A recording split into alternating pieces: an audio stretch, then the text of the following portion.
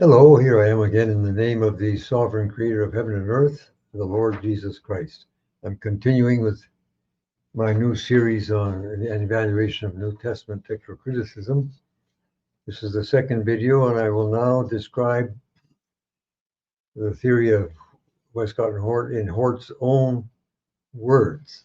In the next video, I will start to evaluate and to refute it. So I'm going to repeat now what was the last paragraph in the prior video. The basic approach. Hort started by taking the position that the New Testament is to be treated like any other book. Quote, the principles of criticism explained in the foregoing section hold good for all ancient texts preserved in a plurality of documents. In dealing with the text of the New Testament, no new principle whatever is needed or legitimate, end quote. This stance required the declared presupposition that no malice touched the text. Quote, it will not be out of place to add here a distinct expression of our belief that even among the numerous unquestionably spurious readings in the New Testament, there are no signs of deliberate falsification of the text for dogmatic purposes. Exclude the supernatural. That was end quote. Such a position allowed him to bring over into the textual criticism of the New Testament the family tree method or genealogy as developed by students of the classics in Alexandria. I repeat that here I am merely presenting Hort's theory in his own words. Later on I will criticize it. Okay, genealogy. Here is Hort's classic definition of genealogical method. Quote, the proper method of genealogy consists in the more or less complete recovery of the texts of successive ancestors by analysis and comparison of the varying texts of their respective descendants. Each ancestral text so recovered being in its turn used in conjunction with other similar texts for the recovery of the text of a yet earlier common ancestor, end quote. Now, the scholar Cowell I introduced last video says of Hort's use of this method, quote, as the justification of their rejection of the majority, Westcott and Hort found the possibilities of genealogical method invaluable. Suppose that there are only 10 copies of a document and that 9 are all copied from one. Then the majority can be safely rejected. Or suppose that the 9 are copied from a lost manuscript and that this lost manuscript and the other one were both copied from the same original. Then the vote of the majority would not outweigh that of the minority. These are the arguments with which Westcott and Hort opened their discussion of genealogical method. They show clearly that a majority of manuscripts is not necessarily to be preferred as correct. It is this a priori possibility which Westcott and Hort used to demolish the argument based on the numerical superiority of the adherents of the Textus Receptus, end quote. It is clear that the notion of genealogy is crucial to Hort's theory and purpose. He felt that the genealogical method enabled him to reduce the mass of manuscript testimony to 4 voices: neutral, Alexandrian, Western, and Syrian. So I'll talk now about text types and recensions. Quoting Hort again, quote, to sum up what has been said on the results of genealogical evidence proper as affecting the text of the New Testament, we regard the following propositions as absolutely certain. 1. The great ancient texts did actually exist as we have described them in sections 2 and 3. And we will skip 2 to 3.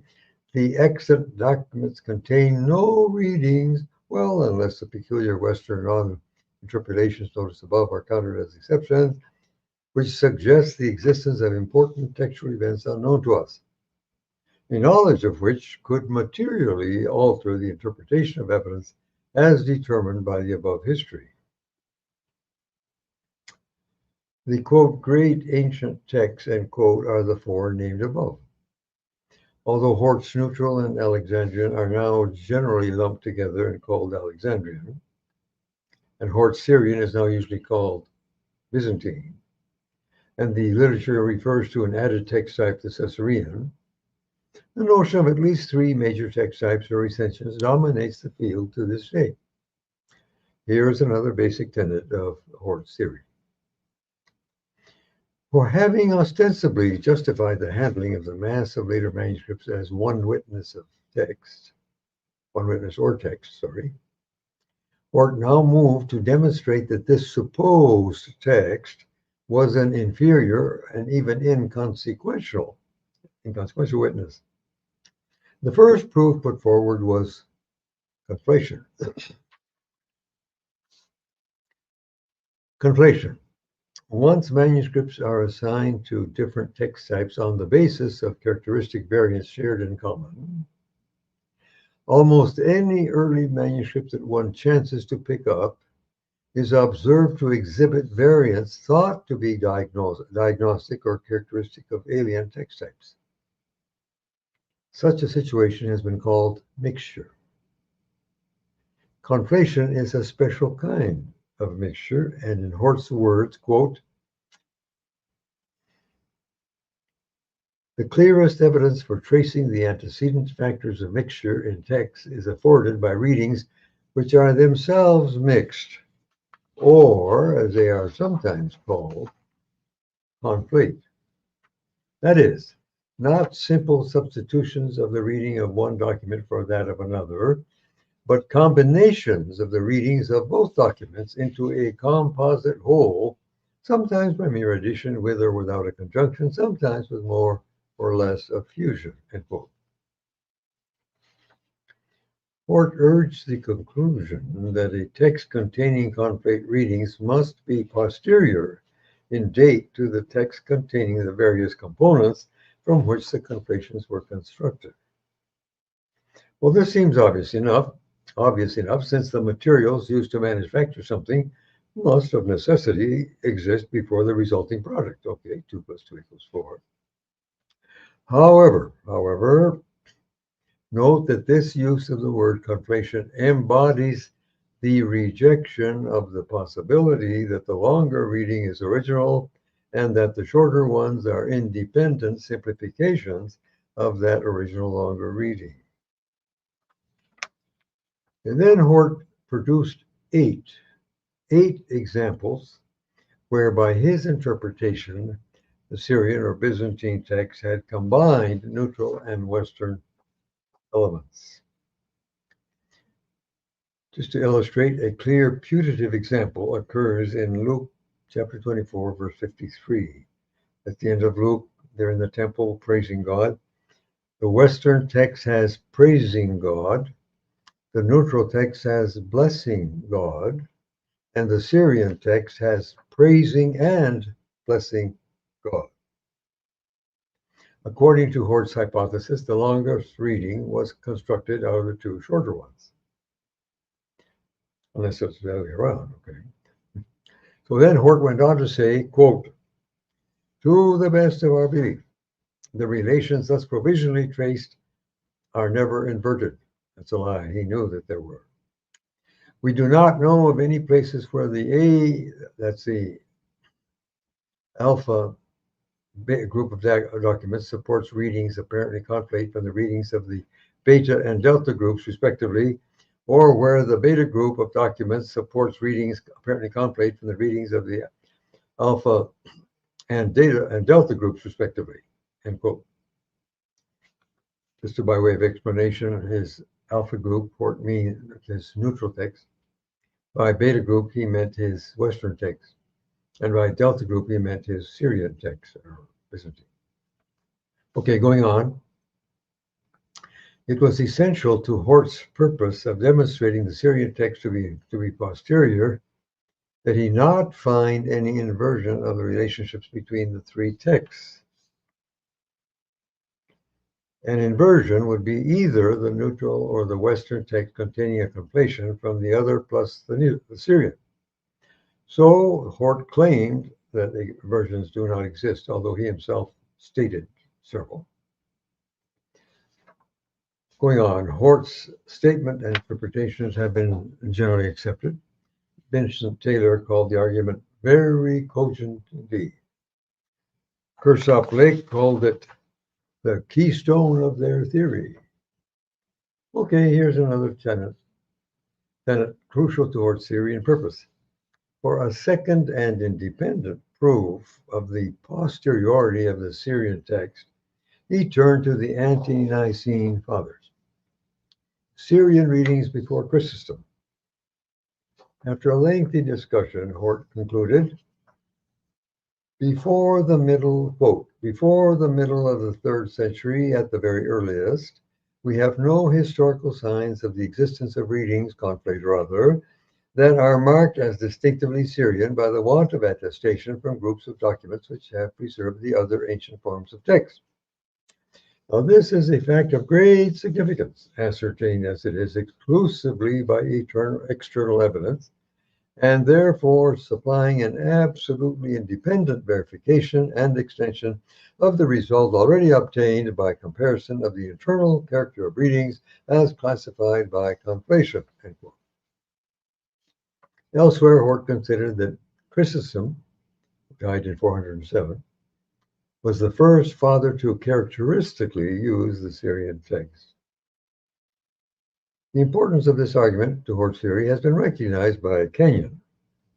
Quote, Hort's contention, which was the cornerstone of his theory, was that readings characteristic of the received text are never found in the quotations of Christian writers prior to about AD 350. Before that date, we find characteristically neutral and Western readings, but never Syrian. This argument is, in fact, decisive. End quote. Kershaw Lake also considered it to be decisive, but I observed to have any chance of being decisive, it would have to be true, which it is not. Going on, Hort's purpose would appear to have been achieved, but for good measure, he advanced a third argument against the Syrian text, one based on internal evidence.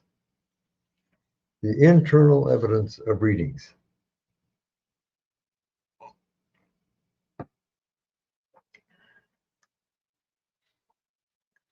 Such evidence is based on two kinds of probability, intrinsic and transcriptional. Intrinsic probability is author-oriented. What reading makes the best sense, best fits the context, and conforms to the author's style and purpose. Transcriptional probability is scribe or copyist-oriented. What reading can be attributed to carelessness or officiousness on the part of the copyists? Aside from inadvertent mistakes, presumed deliberate changes have given rise to two important canons of criticism. The shorter reading is to be preferred on the assumed propensity of scribes to add material to the text, and the harder reading is to be preferred on the assumed propensity of scribes to attempt to simplify the text when confronted with a supposed difficulty. On the basis of such considerations, Hort declared the Syrian text to be characterized by, quote, lucidity and completeness, apparent simplicity, harmonistic assimilation, and as being conspicuously a full text, end quote. Hort said further, in themselves, Syrian readings hardly ever offend at first. With rare exceptions, they run smoothly and easily in form, and yield at once to even a careless reader a passable sense, free from surprises and seemingly transparent. But when distinctively Syrian readings are minutely compared, one after the other, with the rival variants, their claim to be regarded as the original readings is found gradually to diminish and at last to disappear. Hort's characterization of the Syrian text has been generally accepted by subsequent scholars. Even after demonstrating, so he thought, the Syrian text to be eclectic and late, Hort still had a major obstacle to hurdle. He had to explain how this text came into being, and above all, how it came to dominate the field from the 5th century on. An organized revision of the text, executed and imposed upon the churches by ecclesiastical authority, was his solution to the problem. The Lucianic recension and the Syriac Peshitta. The Syrian text, that was quote, Hort said, quote, must in fact be the result of a recension in the proper sense of the word, a work of attempted criticism performed deliberately by editors, not merely by scribes, end quote. He was on, again, quote, an authoritative revision at Antioch was itself subjected to a second authoritative revision, carrying out more completely the purposes of the first. At what date between AD 250 and 350 the first process took place, it is impossible to say with confidence. The final process was apparently completed by AD 350 or thereabouts. End quote. It's pure fiction. No evidence absolutely for that. Hort tentatively assigned Lucian, who died in 311, as perhaps the leader in the movement, and some scholars subsequently became dogmatic on the subject. The matter of the Syriac Peshitta version is often treated in connection with the Lucianic recension of the Greek because of a supposed connection between them. Because, in fact, the Peshitta does witness to the Byzantine text, Hort had to get it out of the 2nd and 3rd centuries, although up until then, that's what everyone said.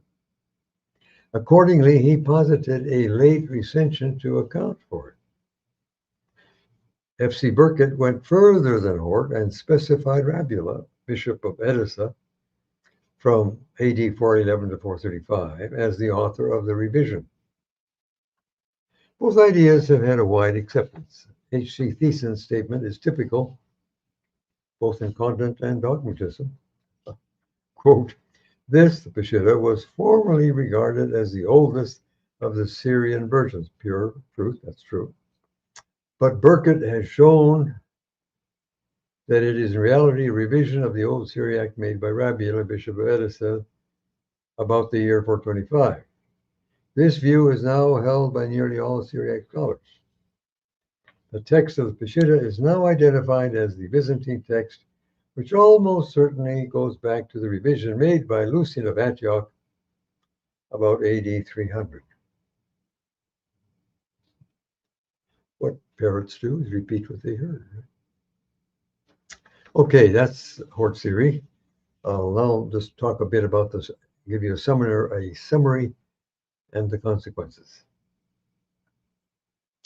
There you have the essence of the Westcott Hort critical theory in their own words, his own words. I myself, I have read every word of Hort's introduction, that's the second volume, all 324 difficult pages of it, small print. Just by the way, I had to read some pages 2 or 3 times to be more or less sure that I understood it. Like it was hard. And I believe the description offered above is a reasonable one, a fair one. Suffice it to say that Hort achieved his purpose, even if it took 28 years. Although such men as Tischendorf, Tregillis, and Alford had done much to undermine the position of the Textus Receptus, Westcott and Hort are generally credited with having furnished the death blow, beginning a new era. Many scholars have written to this effect, but Colwell expresses it as well as anyone. Quote, Colwell, the dead hand of Fenton Anthony Hort, Fenton John Anthony Hort, lies heavy upon us. In the early years of the century, Kershaw Blake described Hort's work as a failure, though a glorious one. But Hort did not fail to reach his major goal. He dethroned the Textus Receptus. After Hort, the late medieval Greek Vulgate was not used by serious students, and the text supported by earlier witnesses became the standard text. This was a sensational achievement and impressive success. Hort's success in this task and the cogency of his tightly reasoned theory shaped and still shapes the thinking of those who approach the textual criticism of the New Testament through the English language. End quote. And that, by the way, explains the nature and extent of the common divergence of the modern version from the AV, the King James Version. The modern ones are all based essentially on the Westcott-Hort theory and text, whereas the AV is essentially based on the Texas Acceptance.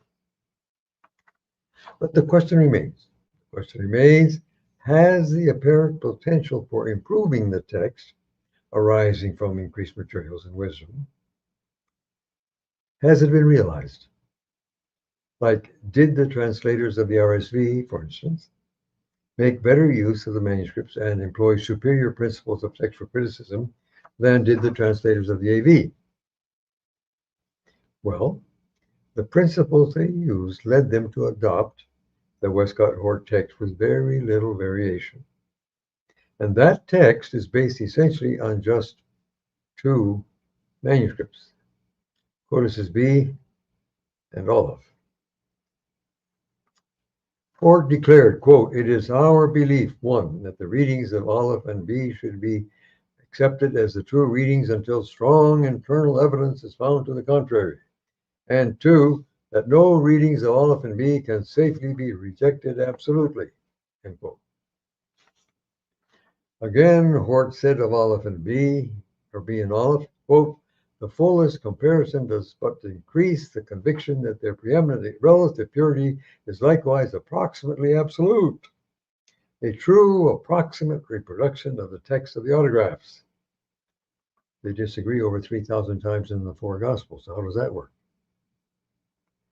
One wonders whether the Westcott-Hort theory and text would ever have even seen the light of day had Codex B not been extant.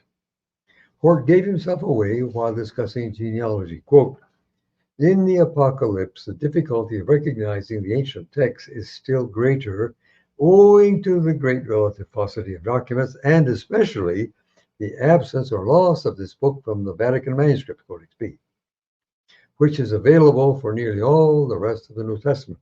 And thus the power of using a directly genealogical method is much limited." The practical effect of the Westcott-Hort theory was a complete rejection of the Syrian text and an almost exclusive preference for the neutral text, that's B and Olive. Well, subsequent scholarship has generally rejected the notion of a neutral text, but has sustained the rejection of the Syrian text. Now, curiously, there seems to be a determination not to reconsider the status of the Syrian text, even though each of the arguments Hort used in relegating it to oblivion have been challenged. Each has been challenged. Thus, Jay and Birdsall, after referring to the work of Blake, Lagrange, Colwell, and Streeter, as well as his own, declared, quote, "It is evident that all presuppositions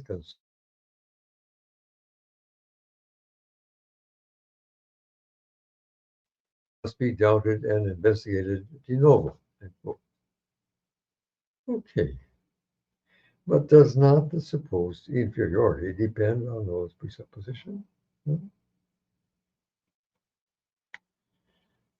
Since Hort's purpose was to get rid of the Syrian text, and that is the one point of his theory that subsequent scholars have generally not questioned, perhaps it is time to ask whether that circumstance may not have something to do with the present confusion and impasse, and to wonder whether Hort was really right. In the next video, I will proceed to work through Hort's theory again, point by point, to inquire to what extent it corresponds to the evidence. So for now, that's it. Thanks for watching.